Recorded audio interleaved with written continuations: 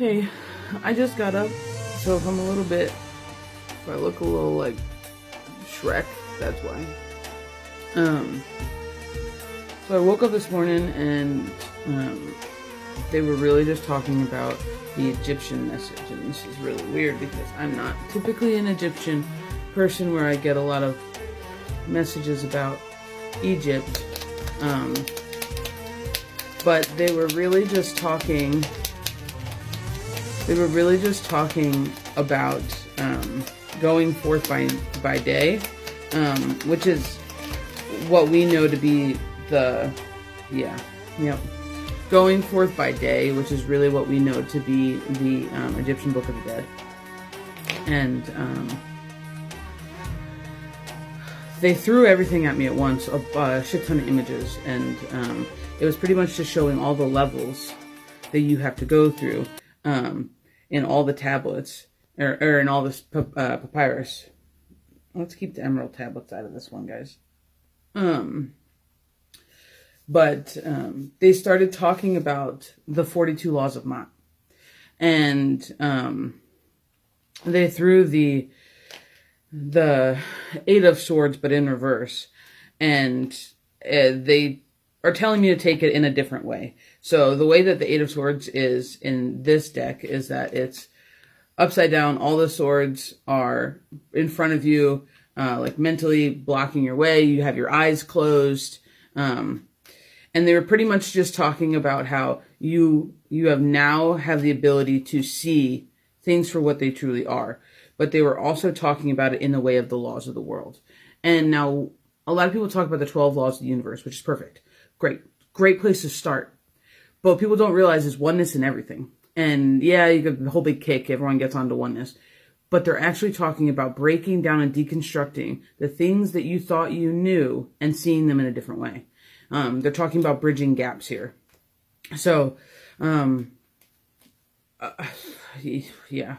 So Anubis came in and he was talking about how the 42 laws of Ma'at were what, the Egyptians used to do for the afterlife, right? You'd come up and they would basically be like, hail whatever, I can say that I have not stole, and then they move on through the afterlife, weighing of the hearts and all that good stuff.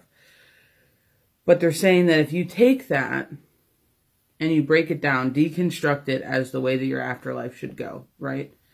Deconstruct it and look at it for exactly what it is. It's a list of morals. It's a list of morals. And he's saying that literally take this list and compare it to other things.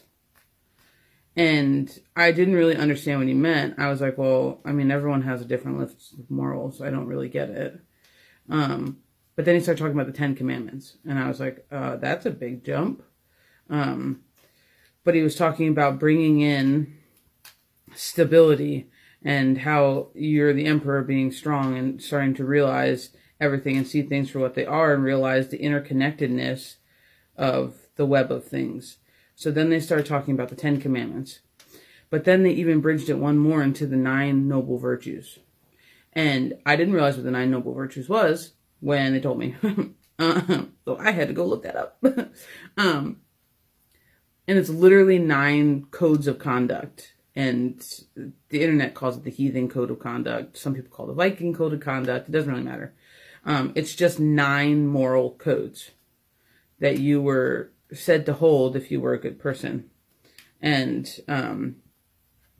when you compare them to the 10 Commandments, you compare them to the laws of Ma'at, the core is the same. And that's what hit me. And then he started talking about in everything that we think that we are different, we are the same. And then it brought me back to a similar conversation that I had in my space with my team when they were talking about breadcrumbs. And they were saying that the breadcrumbs are the little pieces of knowledge that people gain on this journey, and they don't really realize what it is. And when they look at something, they go, oh, that's a cool tidbit, and they keep going. But what they don't realize is that the breadcrumb is the same at its core in every culture. in every way you look at it, metaphorically, physically, metaphysically, like however you choose to look at it, they're saying that the breadcrumb is the same in every single situation, that all you need to do is open your eyes and see it for what it is. And they were talking about bridging gaps. Bridges came up pretty large here, but they were also talking about emotional fulfillment, because once you realize that everything is the same and different, but everything holds the same core, they're talking about that's when the miracle happens. And they threw out the miracle card. That's when the miracle happens. They also threw out interconnectedness is the way they told me to read this card, because you see how it is the full tree of life, connected, all your waters, abundance, especially emotional abundance. But they're talking about the flow of things to the cups. One cup overflows, filling another. And they're talking about the intricate web and weaving of things through the timelines and through knowledge. They're literally reminding you to go with the flow, because you're starting to pick this apart, which is important. But they're saying to go with the flow. Don't get too hung up on one thing. You're going to want to charge in with a lot of fiery energy. You're going to want to be moving. They're telling you to sit in strength, and you know exactly where you're going. They're calling this your rebirth. And they're pretty much telling you that you have the world in your hand. You have the fiery passion of the heart of the world, as well as time on your side. And they're saying that what you really need to do is you need to just keep going. Forward movement. They're saying, again, don't look back. They're saying, take everything you've got going on right now and keep going. Keep going. They have your back in full protection while you rise from the ashes like a fucking phoenix. This is your rebirth. They have you guarded on both the protection and the rebirth card. You are coming in hot and heavy. And they're literally saying to go with the flow, that you are a master of the elements, and that this is not the only thing that they are going to throw at you. And specifically, they're telling you that everything in Egypt will link back. The Fool. This is your new journey. A lot of people think that this card is you getting yourself stuck. But the way that imagery is on the card, it's you hanging yourself up for a new perspective on things. That card, you hold the key in your hand the entire fucking time. You put the cage on your head, locking your head up.